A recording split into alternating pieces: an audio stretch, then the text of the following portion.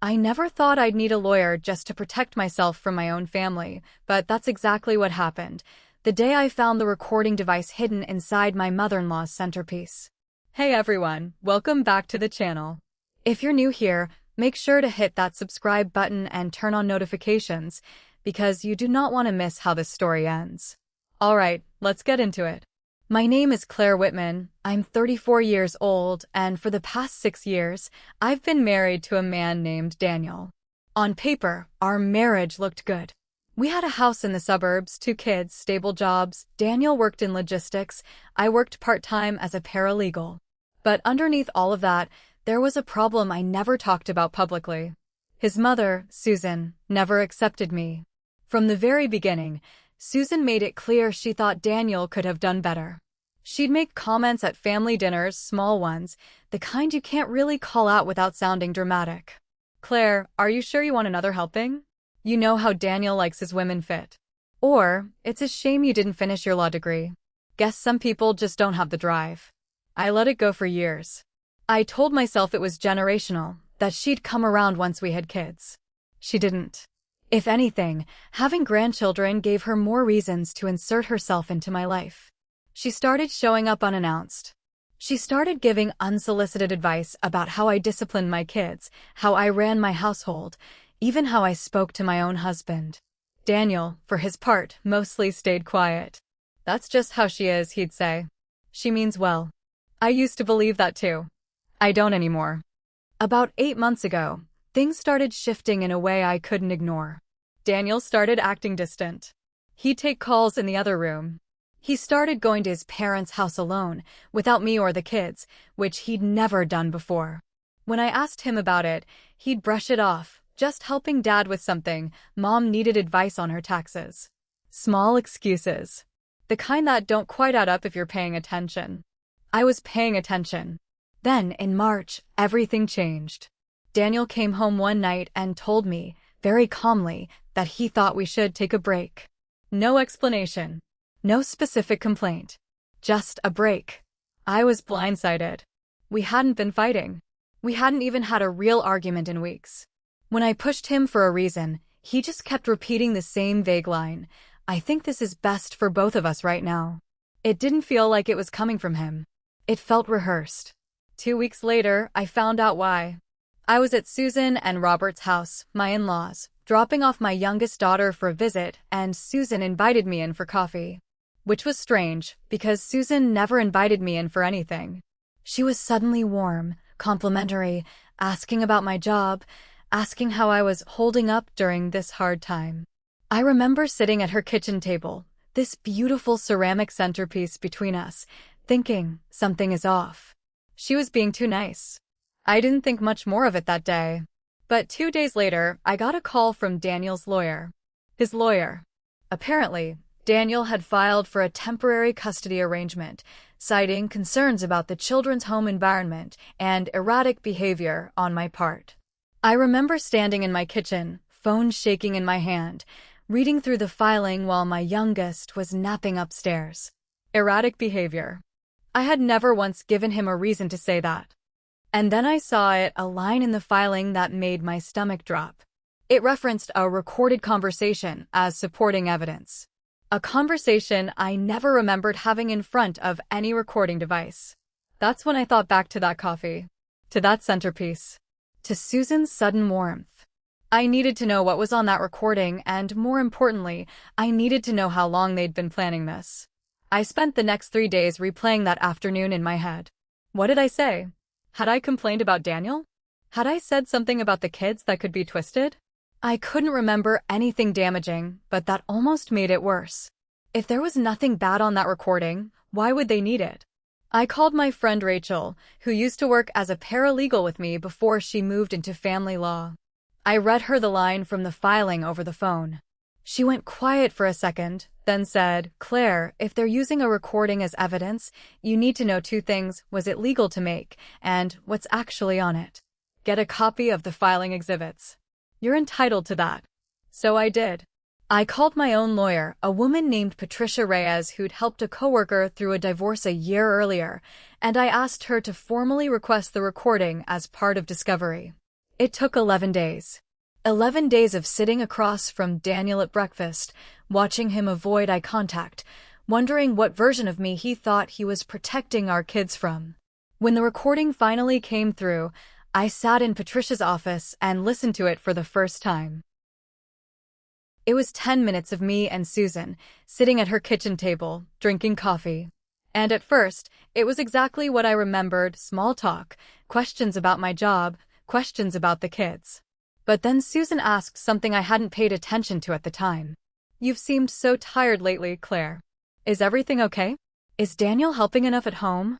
And I remembered venting a little.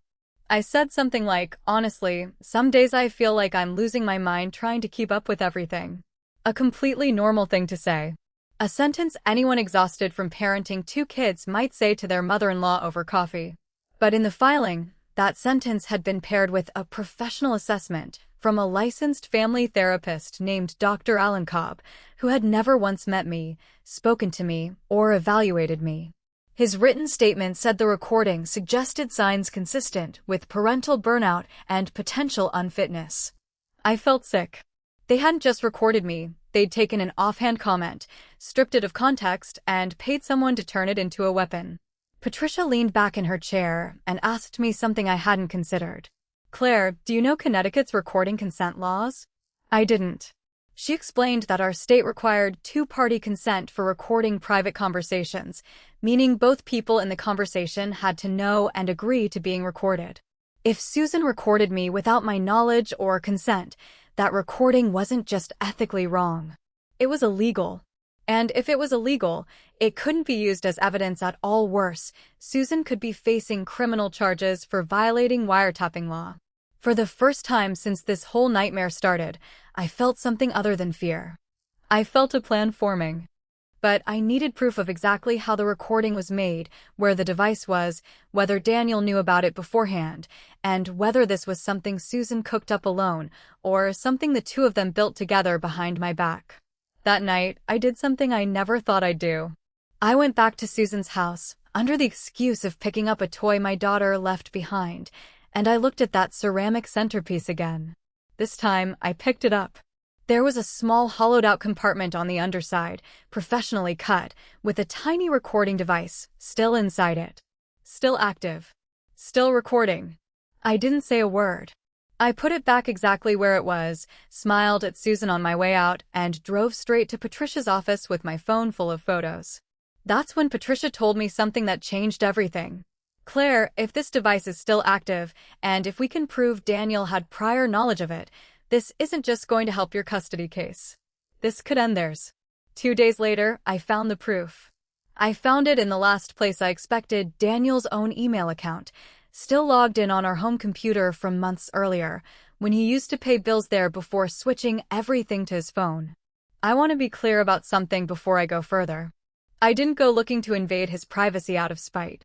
I went looking because my lawyer told me that if Daniel had prior knowledge of the recording device, it would prove premeditation, that this wasn't a spontaneous mistake by an overprotective mother-in-law, but a coordinated plan between mother and son to manufacture evidence against me. And there it was.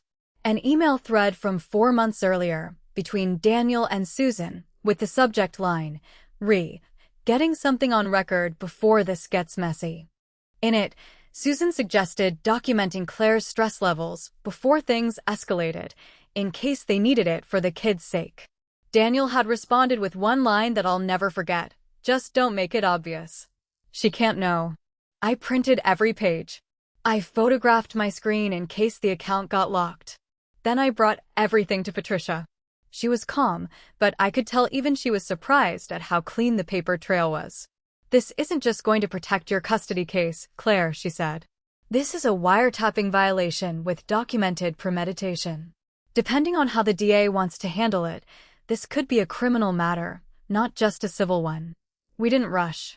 Patricia was firm about that. We needed to build this the right way, so nothing could be thrown out on a technicality.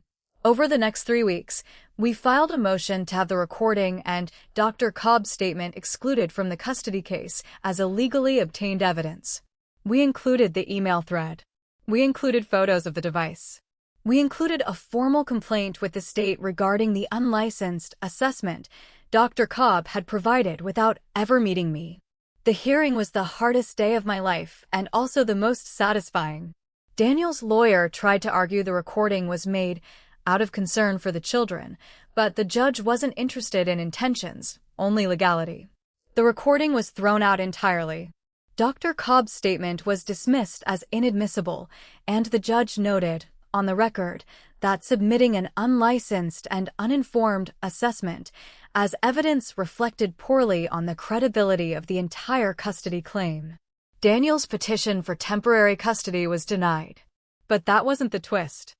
The twist came 2 weeks later, when the district attorney's office, after reviewing the evidence Patricia had submitted as part of our complaint, decided to move forward with charges against Susan for violation of the state's electronic surveillance law. Because of the email trail showing Daniel's direct involvement, just don't make it obvious, she can't know he was named as a co-conspirator in the civil suit I eventually filed for damages, separate from the custody case entirely. I didn't do that out of anger. I did it because Patricia asked me one question I couldn't ignore. If you don't hold them accountable now, what's stopping them from doing this again, to you, or to someone else? Susan ended up accepting a plea deal, a fine, probation, and a public record that will follow her for the rest of her life.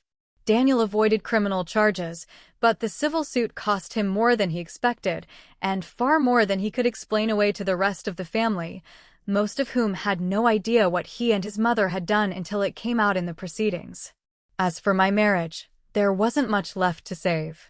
Daniel and I finalized our divorce 4 months later. I got primary custody of our kids, full stop. No conditions. No supervised visits.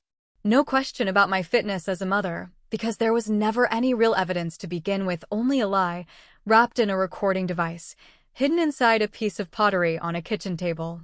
Susan doesn't see her grandchildren as often as she used to.